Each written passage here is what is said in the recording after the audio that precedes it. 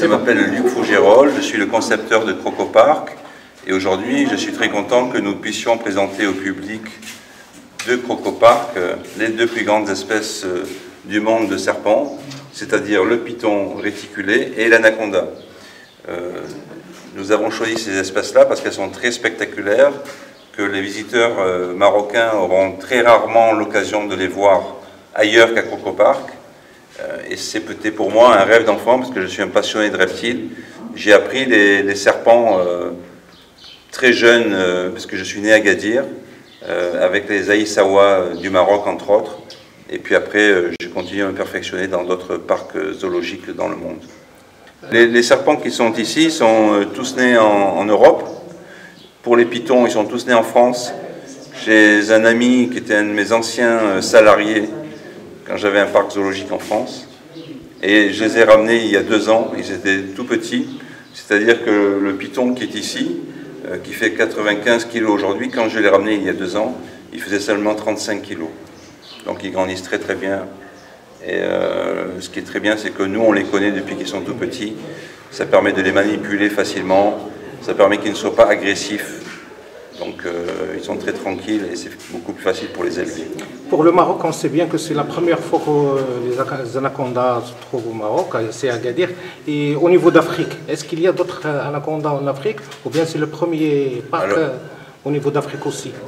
Alors je pense que, enfin à ma connaissance, il n'y a pas d'autres nulle part ailleurs.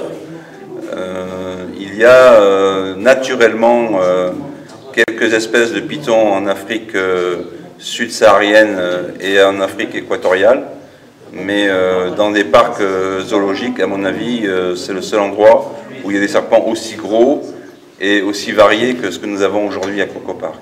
Oui, parlez-nous s'il vous plaît pour la nourriture. Qu'est-ce que vous leur donnez? Alors, la nourriture, les serpents, un petit peu comme les crocodiles, ne mangent pas beaucoup, contrairement à ce que pensent toujours les visiteurs. Les serpents qui sont ici sont nourris en moyenne 1 fois par mois. Et un serpent de 95 kg comme celui qui est derrière moi, il mange à peu près 3 lapins ou 3 poulets 1 fois par mois. Donc c'est très peu. Après, ils ont une digestion qui dure entre 10 et 15 jours. Donc une digestion lente, mais par contre, ils sont capables de digérer les plumes, les poils, les griffes des animaux qu'ils avalent. Est-ce qu'ils avalent ces animaux vivants ou bien morts? Alors nous les nourrissons d'animaux déjà morts. Pour la bonne raison, c'est que bien souvent, les serpents peuvent être blessés par les proies qu'ils attrapent. On peut bien comprendre que si un serpent attrape un rat, le rat va se défendre et risque de mordre le serpent. Et à ce moment-là, ça peut faire des blessures qui sont des fois mortelles. Donc évidemment, nous évitons ça. Ces animaux, comme je vous l'ai dit, sont nés en captivité. Ils ont l'habitude de manger des animaux morts. Donc c'est très simple pour nous. Merci, monsieur. قبل ما تخرجوا ما تنساوش تابوناو في لاشين يوتيوب وتبارطاجيو لا فيديو مع صحابكم ومواقع التواصل الاجتماعي. ما تنساوش ديروا جيم وتضغطوا على الجرس باش يوصلكم جديد ديالنا.